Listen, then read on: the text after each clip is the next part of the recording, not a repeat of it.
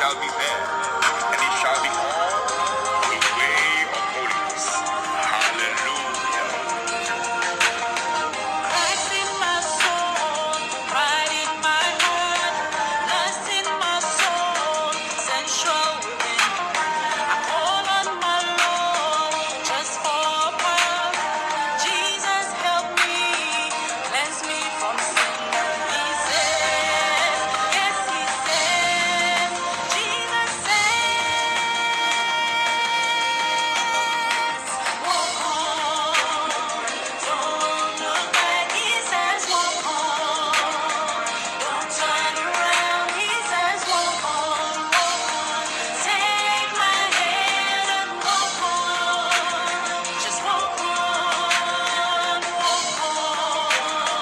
don't look back. He says, walk on, don't turn around. He says, walk on, take my hand and walk on,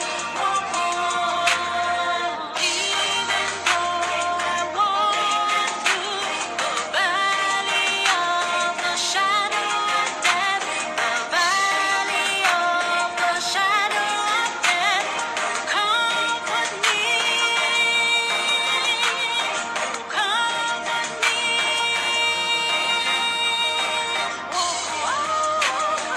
Don't look back, he says, walk on, don't turn around. He says, walk on, take my hand and walk on, he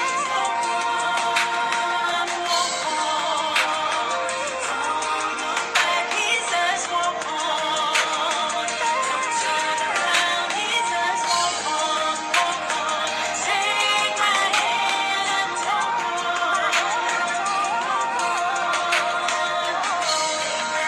take my hand, take my hand,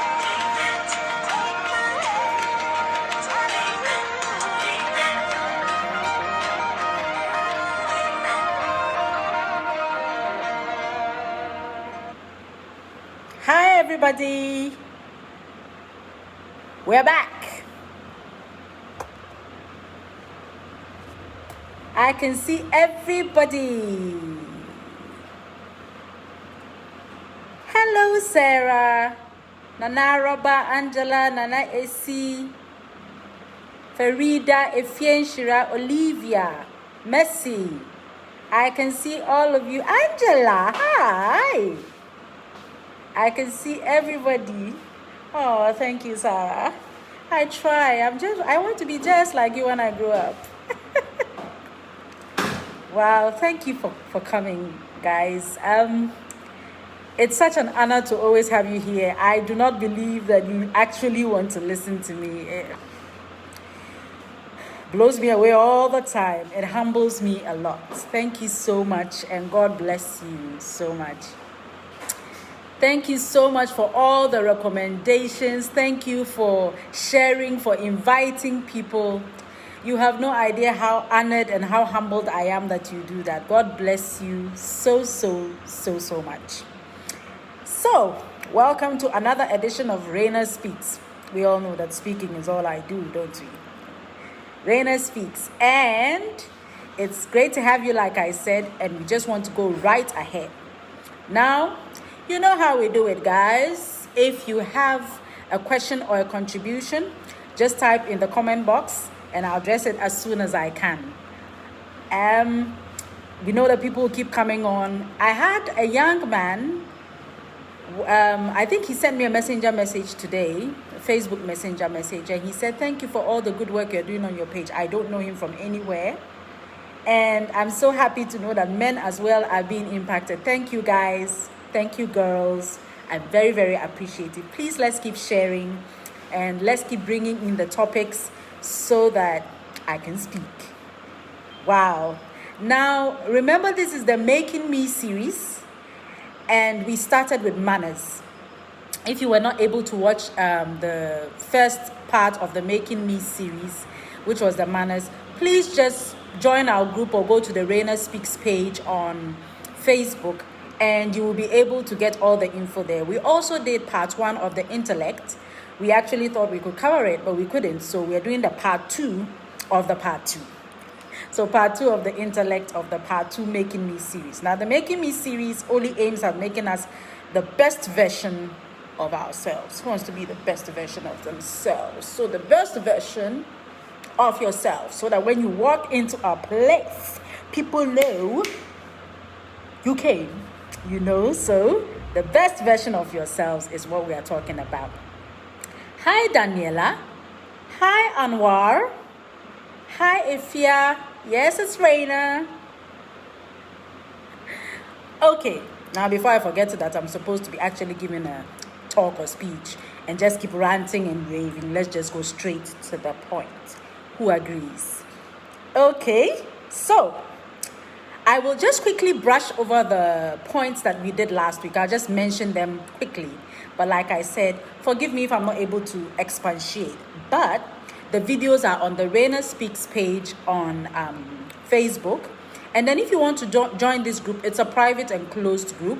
So you would have to send me a friend request, and then a request to join the page, and then I let you in. We want to make sure that the people who really need this are the ones that are getting in.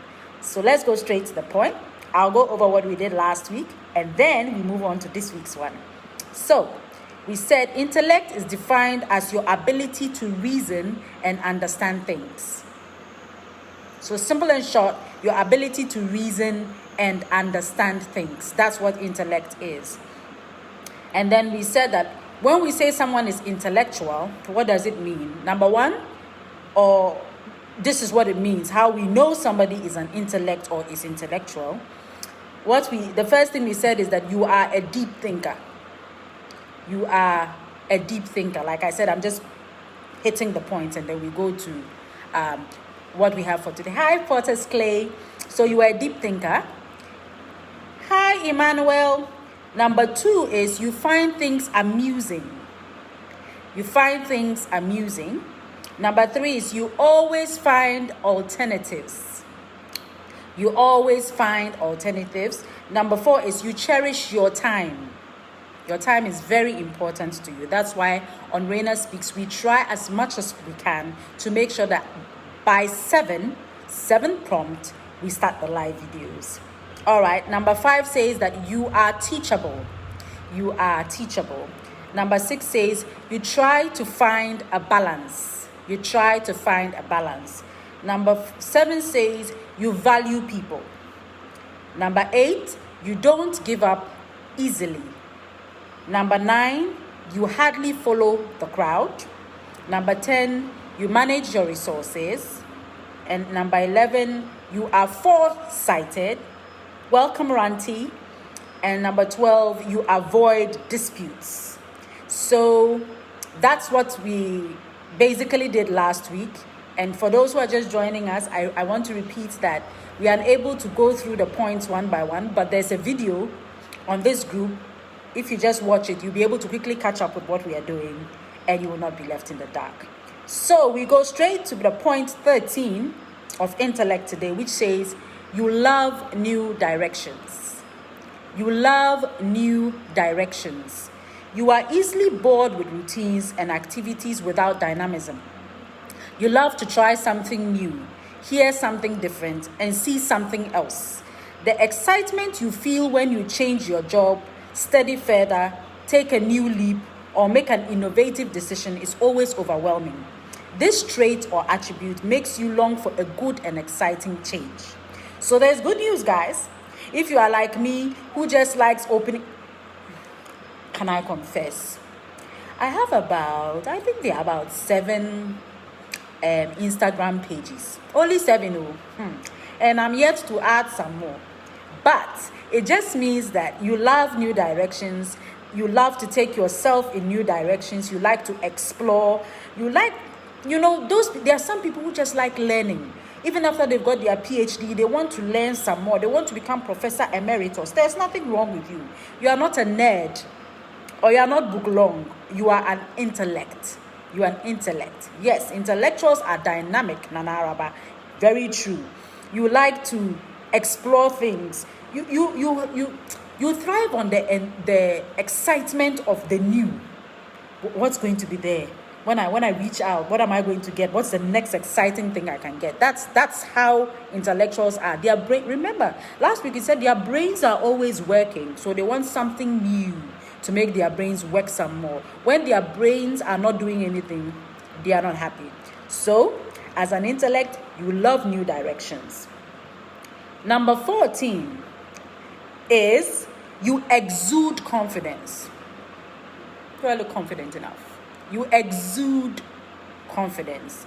Your confidence speaks even before you display it. Now, my sisters and brothers, confidence is different from arrogance. Those are two totally different things. Confidence is knowing you know what you know without imposing it on people. So, you exude confidence. You are not easily afraid of situations, knowing that if it is meant to happen that way, it will happen whether you influence it directly or indirectly. Optimism and hope are usually your companions, and that's what makes you face any situation you are confronted with. No wonder you are inquisitive and more interested in something deeper than the surface. So most intellectuals are not afraid of change because they know that whatever happens, it was meant to happen. And they enter a situation with confidence because they feel that once they get into the situation, they will find a solution to it and they'll find a way of going around it. And then when they realize that they were unable to help in the situation, they don't get angry, they don't get frustrated. They were like, well, I tried my best. Now, confidence is something that makes you able to take things on that most people would not, knowing that it could go wrong or it could go right, but still being willing to try it out. So one of the traits of an intellectual or an intellect is that you exude confidence. When you enter a place, people feel comfortable coming to you. They feel that if I asked this lady or if I asked this gentleman, he looks like somebody who could explain something for me to understand better. All right. Number 15, it says, your head does more than your mouth. I didn't say it though. Yeah, I just wrote it down. Your head does more than your mouth. Like people say, silence is golden. It works perfectly for you. You have been in several situations where you give silence instead of explanations just to let things pass. It is the wisdom you have applied over time which has magically helped you to mature in a way that people around you wonder how you cope with that level of comportment. You listen to yourself first before talking, I realize intellectuals are able to keep quiet where everybody is ranting and raving and just talking. Somebody put something, for example, you're on a WhatsApp page and somebody just put something provoking. Immediately, most people will just immediately begin to answer. And why did that person do that? How does that person do that? But most intellectuals will keep quiet and weigh the situations and think about what they say before they actually say it. So if you are one of the people who is on a WhatsApp group and you are mostly quiet, we normally want to encourage you to say more. But mostly it may be because you want to be sure of what you are saying before you say it. I do not mean that when you are in a group, don't say anything. That is not what I said. Those who don't like talking in groups. But most intellectuals would rather take their time before they say something. So you do, your head does more than your mouth, means to say you think more about it, you process it in your head, you say, okay, what is the best answer to give and how should I give it before you go ahead and say anything. Number 16 says you are compassionate. Yes, compassion is the trait of intellectuals, surprisingly. So if you're not, it means that, I don't know how this works, but it means that probably Hitler was not intellectual enough because he did not have compassion. Pitiful situations get the best of you. You are drawn with compassion and really wish you have it within your might to change the situation. Sometimes you wish you have a magic wand to wave or magic stars to blow in order to change some complex things you ordinarily cannot change. Your compassionate attitude draws you to children in some cases. Most people who love children also have a lot of compassion. When they see people suffering, they may not even say it out, but in their heart, they are like, how can I help? Sometimes you don't even have the means. You find yourself going on your knees, praying for people you have never met, asking God for mercy for people you don't even know what brought them into their current situation. All intellectuals are mostly 95% of the time very, very, very compassionate and love children. So one of the traits of that's why I said that you cannot say confidence and arrogance are the same, because anybody who is seemingly an intellectual that is not compassionate towards people has lost one of the major traits of being an intellectual. Number 17. Surprisingly, number 17 says you admit your faults. You admit your faults. It means that anybody who has a high intellect knows that they are also fallible and can make mistakes. So they admit that I am only human. Sorry, forgive me for what I did. And that's it. You are a kind of person that is open to corrections from people. In fact, you encourage corrections to make you a better person. This makes you quick to admit your faults and take responsibilities for your actions. No wonder you always try as much as possible to avoid situations that make you sorry for yourself. It's just your kind of person. So intellectuals are very, very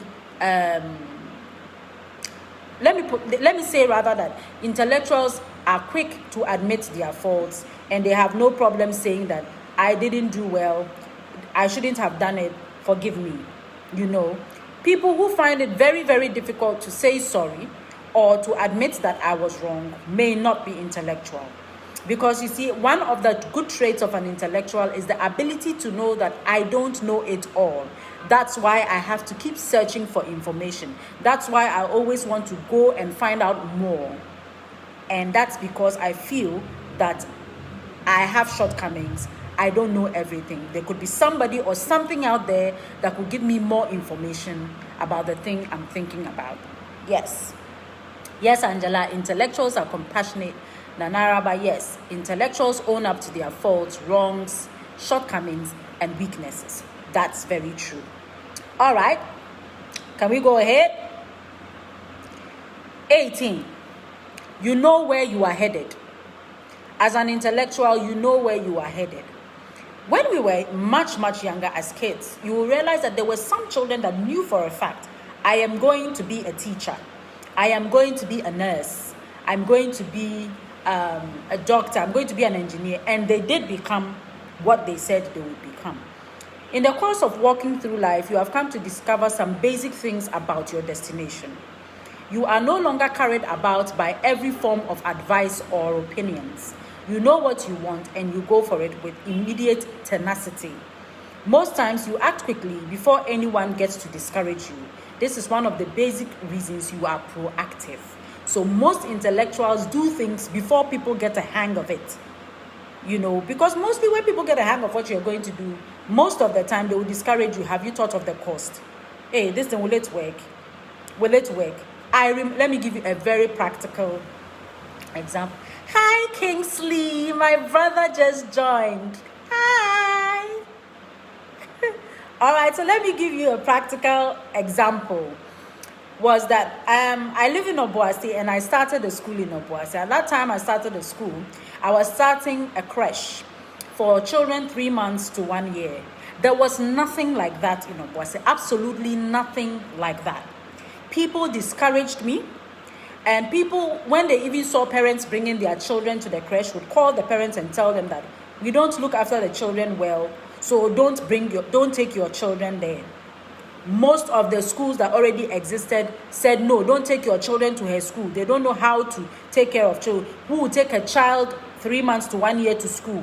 They said all kinds of things. But I kept my tenacity. And today, even though we pioneered it, there are more than 20, 30 schools that do the same thing. The same thing they said could not be done. The same thing they said should not be done. They do the same thing. No, they haven't come to me to thank me for starting and letting them know that they could start. No, they haven't thanked me. But at least I'm excited that they got to understand that it can be done. So you obey, you know where you are headed. You know what you want to do. And you already have the plan. So you go ahead with tenacity. Some people may not understand you. Some people will be wondering, she's too strict, she's too firm. When you even advise her, she doesn't listen. But it's because you know where you are headed and you know what you are looking for. Welcome, Sally. So the next one is number 19. You obey intuition. You obey intuition. And Nanaraba said it earlier. Your inner man. You can be doing something and then something's like, let me just add a touch of green. And that something is your intuition. Immediately you add that touch of green, it blows up the idea and makes it something unique, something extraordinary. And you're like, wow, just a touch of green. And that's what happened exactly. So you obey your intuition. Most times our inner man speaks to us and you try as much as possible to follow it. You fail to follow it sometimes and discover you were wrong, and you should have followed it. I don't know how many of us have gone through that. You had this intuition to do something, you didn't do it, and later you're like, I should have really, really just done this thing, I don't know how many of us can attest to that. Your guesses sometimes are right, and it can be painful when you don't follow your intuition, when you ought to. Some people call this conscience. So your conscience may be telling you to do something, but that's why intellectuals prefer to keep most of the things to themselves, because the more you listen to people, the more you realize that everything you decide to do is going to have a challenge. But the more people tell you about the challenges, the more real those challenges become, and they cloud out the reality that you could have done it in spite of those challenges. All right. So we are going to go to the next point, which is you look up to the Supreme One. You look up. I can tell you for a fact that everything I have done and everything that has been successful have been the ones that I have given God the wheel. How many of us know the song? Jesus, take the wheel, take it from my hand. Don't mind the voice. I've been eating too much today, okay? So you look to the Supreme One. You have somebody you pray to, somebody you call on, God. He's all-knowing, he's all-seeing, he sees the things you don't see, he knows the things you do not know. I would rather have somebody like that on my side, sitting all the way up there, who can see the things I cannot see, and tell me, no, today, you're not going into that shop. And tell me, today, you need to write this down. Today, you need to buy this. It makes it all much easier. You have a Supreme One you doggedly look up to and believe he exists. Having felt him in several ways you cannot explain, you find solace and comfort in reading his words than any other words you find. He makes you feel grateful for life and all that comes with it. You believe you are nobody and nowhere close to your desired destination without him. Your knowledge of him keeps your attitude in check and gives you hope for tomorrow. I'm talking about God. So that's what I'm talking about. God is real. He helps us do whatever we must do. He helps us attain whatever we must attain. And you see, sometimes we think we are facing challenges. But the truth is, my brothers and sisters, if the spiritual world were really open for you to see what is the real challenge that was coming, and it was stopped by some big angel, you'll be very surprised. All you felt was just the wind that blew with the challenge. That was just the wind. The challenge itself was stopped by God. If it had come, you and I would not be where we are today. So we must acknowledge that we have a supreme one who we can look up to and who helps us. I acknowledge that God is in my life and he has helped me, and with his grace I have achieved the things I want to achieve. Number 21. I hope we are following. Give me a wave if you are following. A wave if you're following. All right. Number 21. You look forward to up-to-date achievements. You look forward to up-to-date achievements. The quote, if what you did yesterday is yet big before you, you haven't done something today, applies to you. It means that if you wake up in the morning and you feel that let me put it this way, you go to bed at night rather, and by your assessment, the previous day you got more done than today, you feel you have not done, you did not do enough. You did not do enough. You always strive to do more than you did yesterday because yesterday's achievement is historical. And to you, the world is running at a fast pace. No wonder you love breaking new records. Most intellectuals do not dwell on yesterday. They don't remember what happened yesterday because they are looking forward to what could happen tomorrow. Most intellectuals, once something is done, is done. Once something is done, is done. They don't dwell on it. Even if it was a very great achievement, they don't glory in it and relish in it and then stay in that place. They immediately want to move forward. If they see that, okay, I was able to accomplish this yesterday, it means I can accomplish much more tomorrow. All right, let's just get on the job and accomplish more. So they are not always dwelling in past glories at all. They just want to move forward. Most intellectuals are not really moved by awards and prizes and calling them. They just want to do. They are doing because that's their nature. They are not doing it because they want to achieve something or get a reward or be hailed by anybody. They just want to do it. So that's number 21. Number 22 says, you love a peaceful life. After all that your brain has done, all these thinking, putting things in place, achieving higher goals and attaining higher things, that you want peace. You really want peace. Where there's a lot of noise, they don't like crowds, they don't like noisy homes. You realize, if you're a parent, you would realize that one particular child of yours wants to have their own room. One child wants to have their own room. And meanwhile, all the children are sharing one room. But this particular one wants to have their own room. It's because it's an intellectual, needs space and quietness and peace to think. That's why.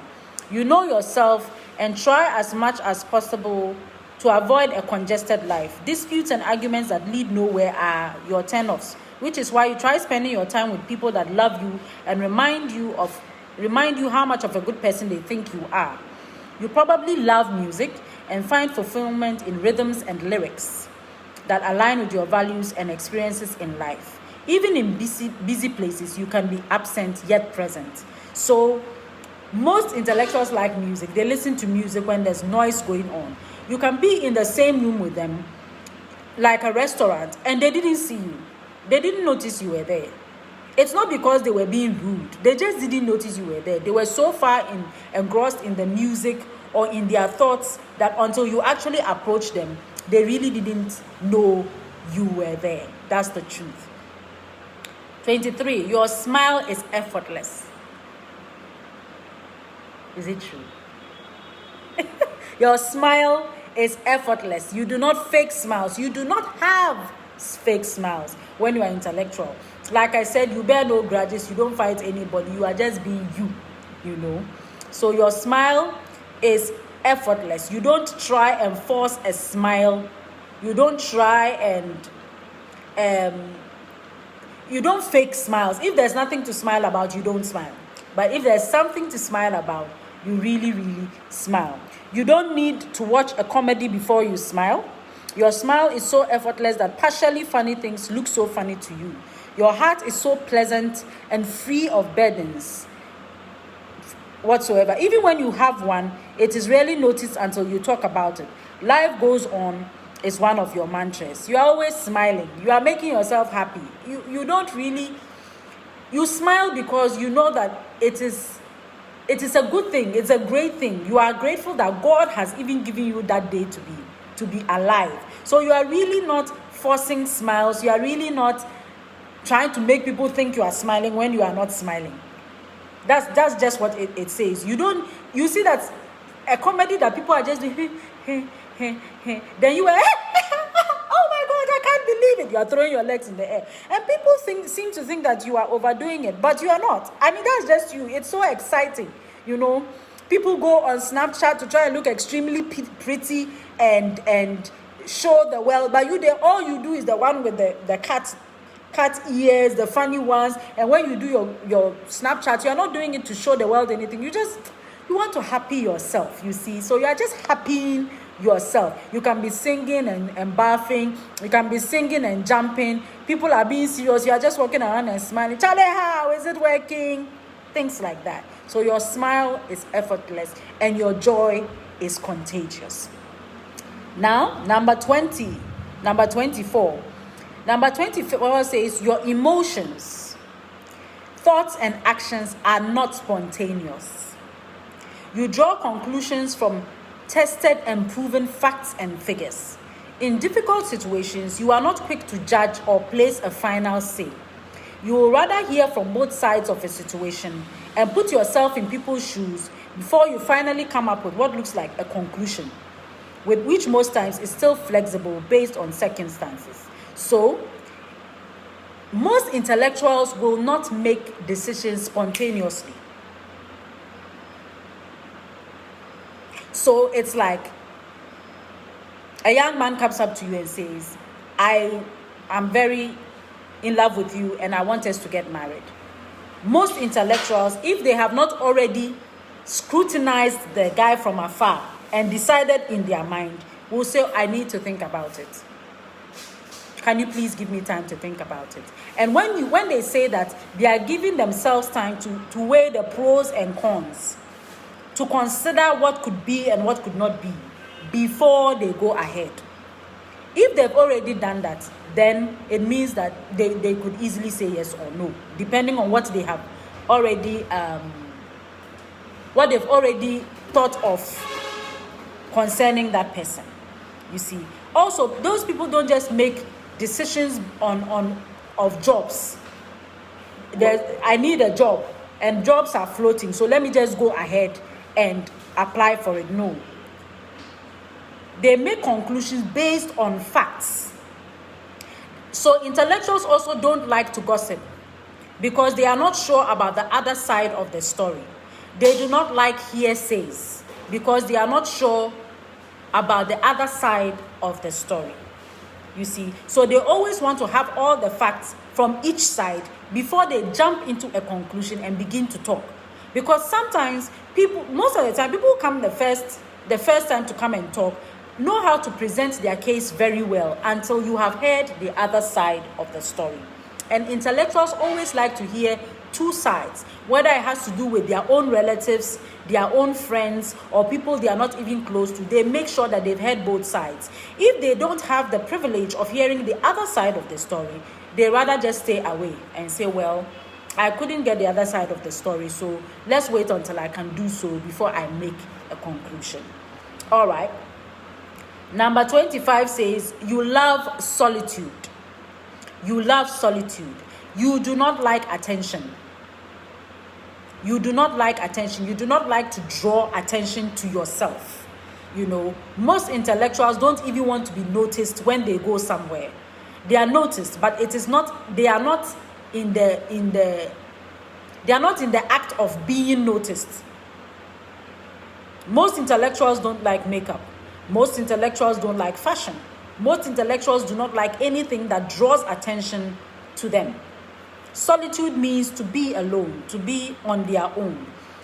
You sometimes love being alone and connecting inwardly.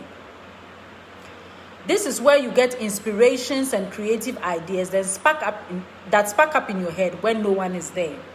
You have nearby apps and jotters that can easily be grabbed as you pour out your thoughts. You desire to get in touch with your soul and inner man. This is so satisfying that a knock on your door can ruin your atmosphere of self-study. Albeit, you open the door, attend to your vista, and get another chance to take a look at your notes. Some people don't even answer that door. Most intellectuals will not answer the door. Most intellectuals don't pick calls when they are in the middle of something that they think is brewing, that they are thinking about something very deeply, and you knock on the door. They won't open it. They won't pick up the call, because once they do that, it interrupts their flow of thoughts, and whatever was brewing in their mind can easily be shaken, can easily be taken away, you know. So they do not really like to be with people all the time. They do have friends, they do mingle, they do attend social gatherings, but it is not something that, if they don't do, affects them, you know. And one of the things you must know is that the reason why intellectuals don't like attention is because they also know they have flaws. Drawing all the attention to yourself means that people will also get to know all the flaws. So you have the goods and the bads, and as you keep drawing attention to yourself, they will see the good, they will see the bad. If the attention comes, they don't drive it away, but they will not pull it to themselves. They will not pull the attention to themselves. All right. So, I've exhausted all my 25 points, and this is what I'm going to do. I'm going to go over from the beginning and then go over the points as quickly as I can. I'm still waiting for any questions that anyone might have in the comment section, and then we can go ahead with that. Now, making me part 2, the intellect. Thank you, Desmond, the intellect. And we were doing part 2 of the part 2 today. The Making Me series, like I said, is to make us better people and to learn to accept ourselves so that we can become great people in the world. The first one was, we spoke about manners,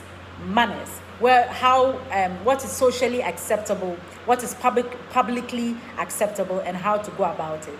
And then this part 2, we were doing the intellect. We said the intellect is defined as your ability to reason and understand things. Your ability to reason and understand things. And then we said that the more sophisticated definition of intellect is the study of the human mind. You know, what goes on in the mind. The study of the human mind, and refers to the ability of the mind to come to correct conclusions about what is true or false and about how to solve problems. So there are some people who cannot come to conclusions about what is true or false. They just run with whatever is going on. They just run with the general thing that the crowd is saying. But then there's also another set of people who take their time to try and understand why something was done before it was done. All right. So we said, when we say you are intellectual, this is what it means. I went over in the beginning, but I'm going over again so that we can get it all together.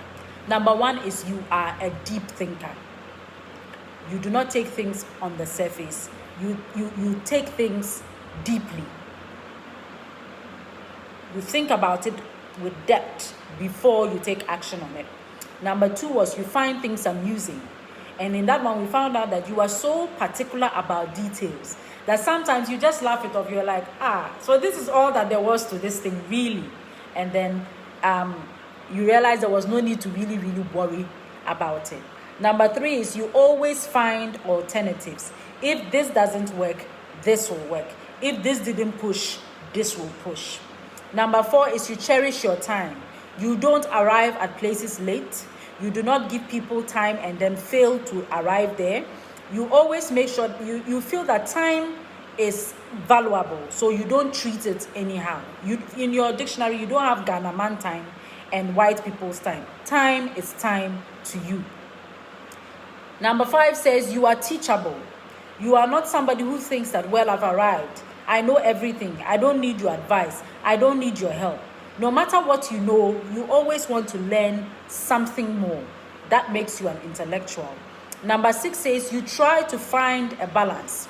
You find a balance with work, with home, with church, with everything that you are doing. You try to make sure that every one of those things has their own place and has their own feel of you. Number 7 says you value people. You don't treat people by class.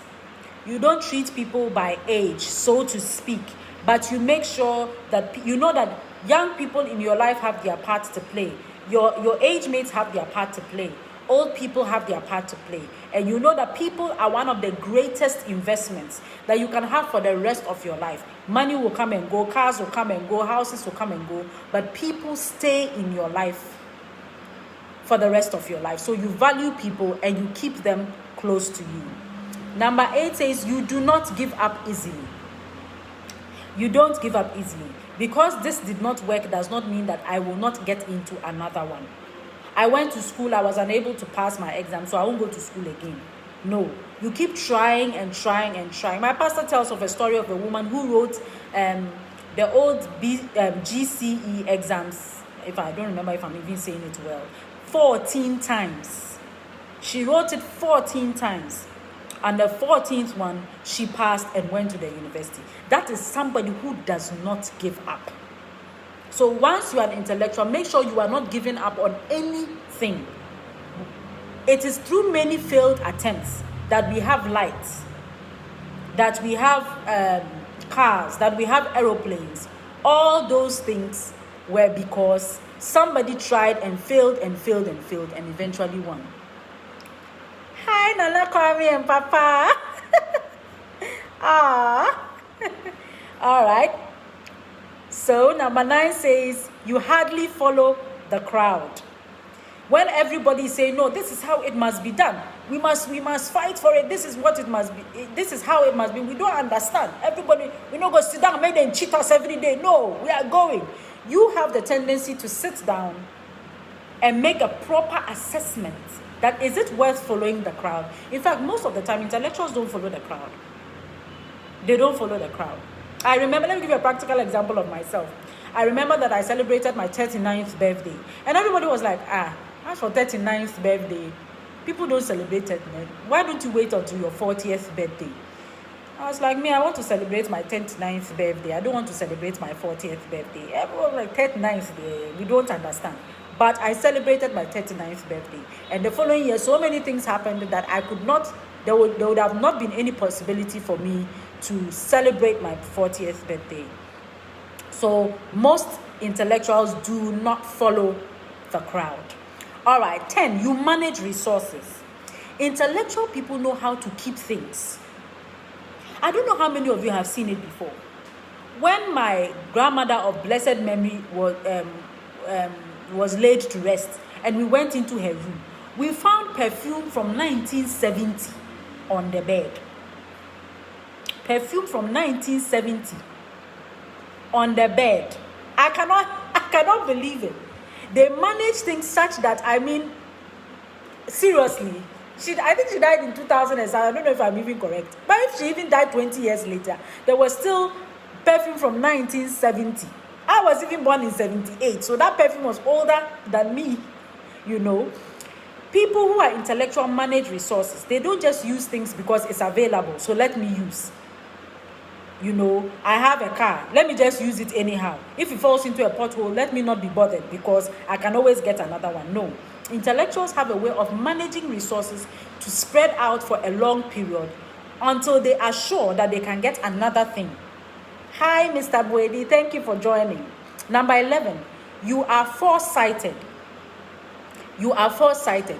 Most intellectuals look ahead and make an estimation of what could happen ahead and then work from there towards the front. So they don't just say, no, we have today, let's work for today. No, they are working for tomorrow, they are working for next week, they are working for next 3 years. They project into the future and say, this could happen. And then they move from there. Number 12 is you avoid disputes. You don't like quarreling. You do not like fighting. You would rather not be there when a fight starts. And that is why you take your time to make sure that you are listening, to make sure that you are making an assessment before you make a move, so that it does not create any problem for anybody. All right, number 13 says you love new directions. You do not like to be stagnant and you get bored with the same routine over and over again. So you are always trying new things. You may already have one business. You say, no, let me try another one. You may already be doing your masters. You say, no, I want to do my second masters. You may already be good at sewing. You say, no, let me add making hats to it. Every time they are busy, every time they want something new to do. They are not satisfied with being in one place for a long time. Number 14 says you exude confidence. And I said when I was saying that one, that arrogance and confidence are two totally different things. Because you know something, it does not make you arrogant. It simply makes you confident because you have a better understanding of the thing than somebody else does. Arrogance is where I feel I know the thing, and so when you ask me a question about it, I'm like, seriously, you should know all this by now. Yeah, I mean, we all went to school together. You should know. But confidence is okay. Which particular parts don't you understand? So that I can help you get around it. That is what it is. Mamiesi, don't worry, you came late, but the video will be on as soon as we are done, and so you can just watch it all and get it. No problem. All right, number 15 says, your head does more than your mouth. You do not run your mouth all the time. You do more thinking than more talking. Because you are making analogies, you are making assessments, you are wondering what is the next move, how will this help, what is the best way to go about it. So before you have spoken, you've done all the math and all the calculations in your head, knowing that whatever you are going to say is going to be productive and edifying. Number 16 says, you are compassionate. You are compassionate. Mona Lisa, thank you so much. You are compassionate. Intellectual people are compassionate. In Chi, forgive me, my international speakers. You are compassionate. When you see somebody struggling, your first instinct is to help the person. Your first instinct is, how can I help this person? How can I help this person get to where I am? How can I help this person grow? What can I do to make this person's situation better? Intellectual people are very, very compassionate. Number 17 says, you admit your faults. You don't have a problem saying, I'm sorry. You don't have a problem saying, I was wrong. Anybody who has a problem saying, I'm sorry and I was wrong, may not be an intellectual. Because I'm sorry and I am wrong is something that they don't have a problem with. They don't say that I'm older than you, so I am completely correct. No matter what you say, just the fact that I'm older than you makes me correct. No. They are willing to say, well, I thought that this is how it was, but unfortunately that is not how it is. Thank you for enlightening me, and I'm sorry if I sounded too harsh or I didn't want to listen to you or something. Number 18 says, you know where you are headed. You know what you want, and you do not settle for less. Sometimes people will make it feel as if you are being too strict, you are being too conservative, but it is because you know what you want, and you want to make sure that you are achieving it. So you do not just jump into something because it's been said, jump into it. Or you do not just, everybody is opening a cold store, so you just open a cold store. Hey, Miss Hetty, how? You just open a cold store because everybody is saying that. Everybody is opening cold store. Now the in thing in Ghana is that we are opening school. So me too, I'm going to open a school. No. Was that what you wanted to do? If that was not what you wanted to do, then you should not be there.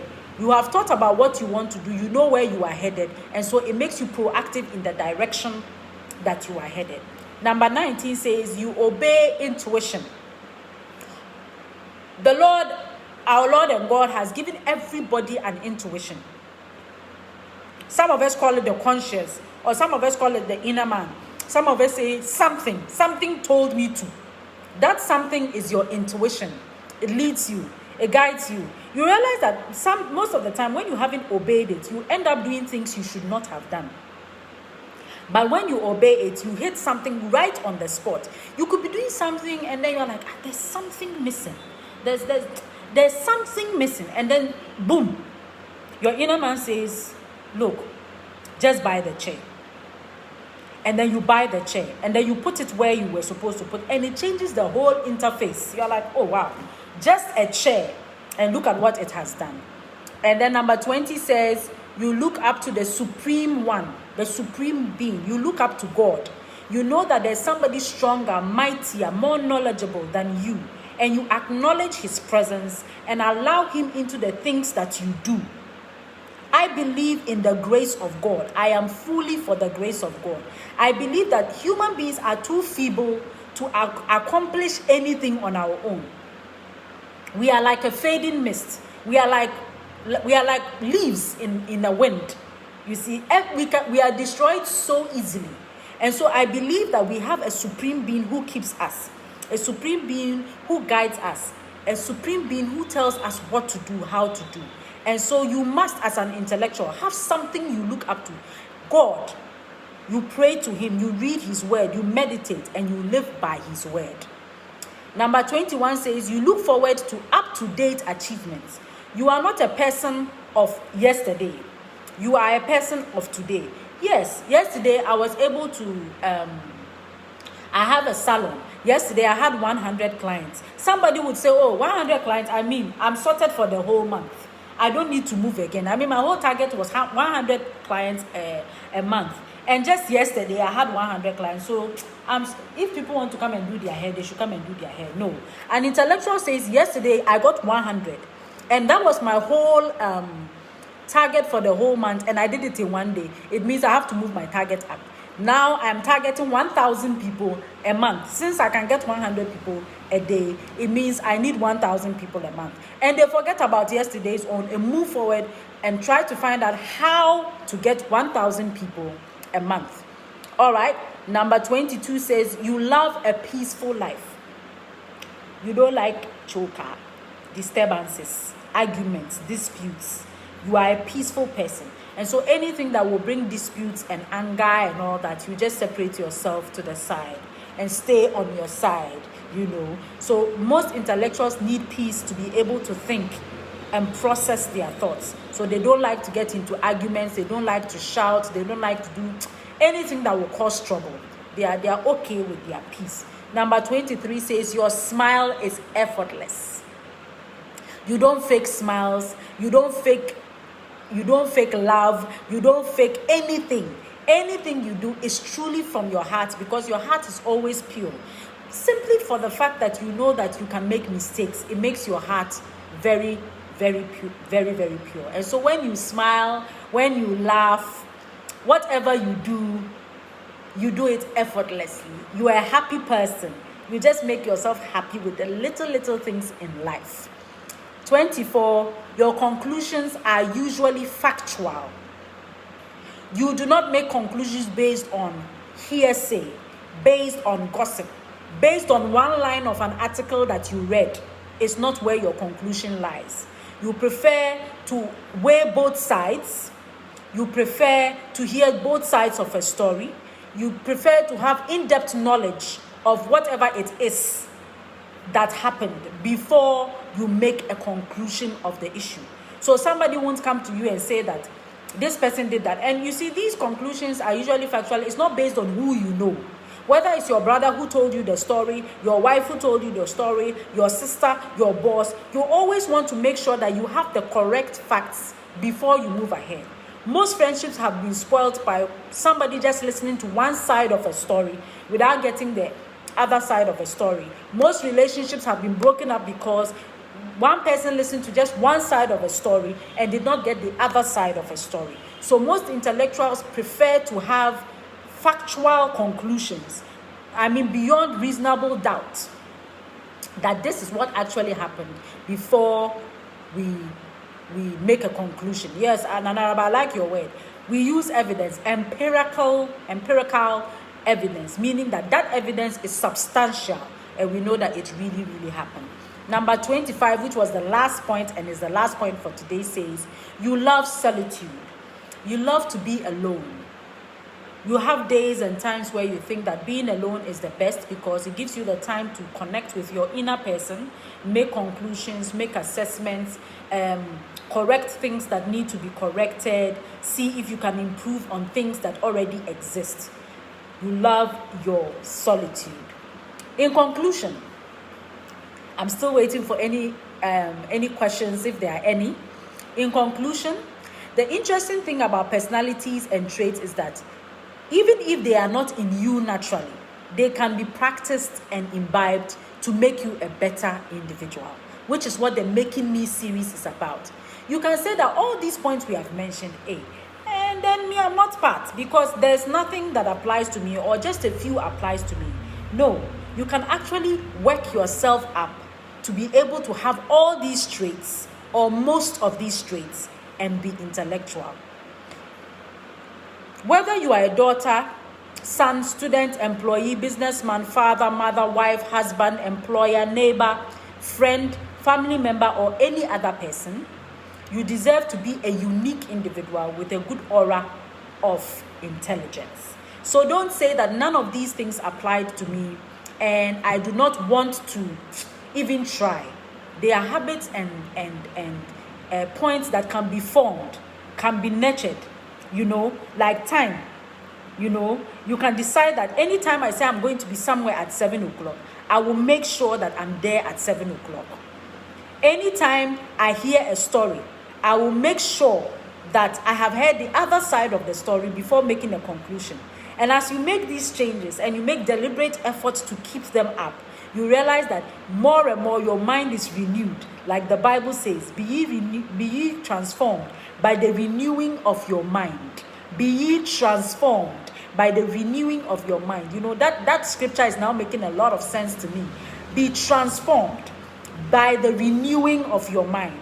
Now, how do you renew your mind? If you just follow these points I've said, you will see that your brain begins to transform and you begin to look at life in a different perspective. You begin to do things in a different way. And that's how you know that you have changed and you've become more and more intellectual. Hallelujah. Is somebody with me? Wow. So that's it for today. Are there any questions? Any questions? I'll play walk on for.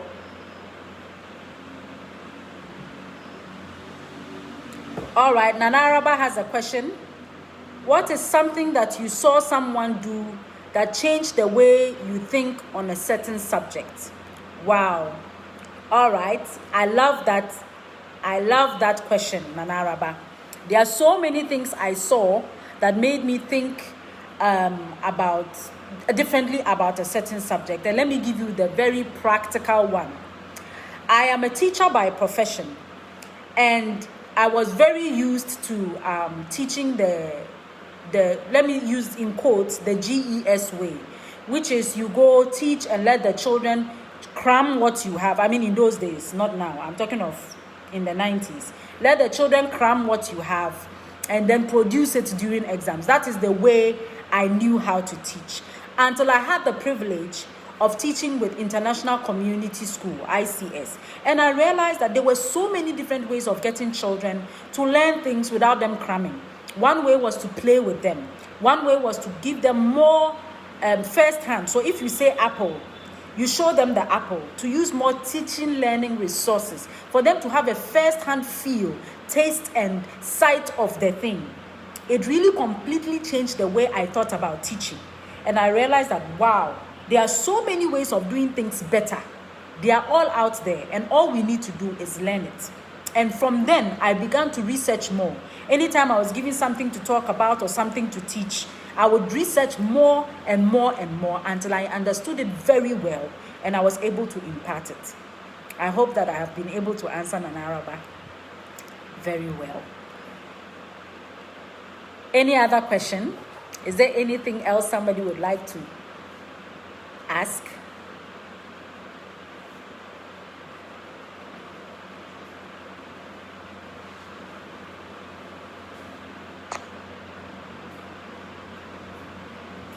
All right.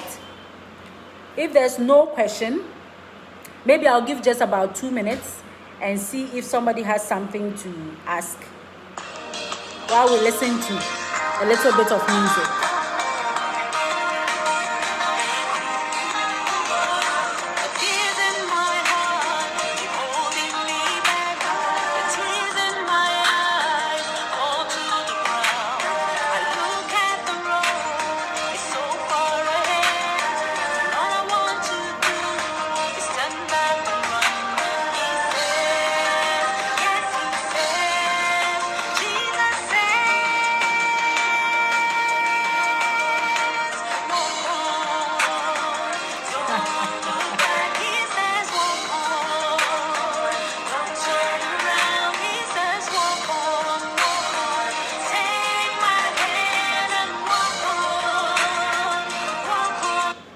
All right, Bigger Janet, you said, what makes me more beautiful?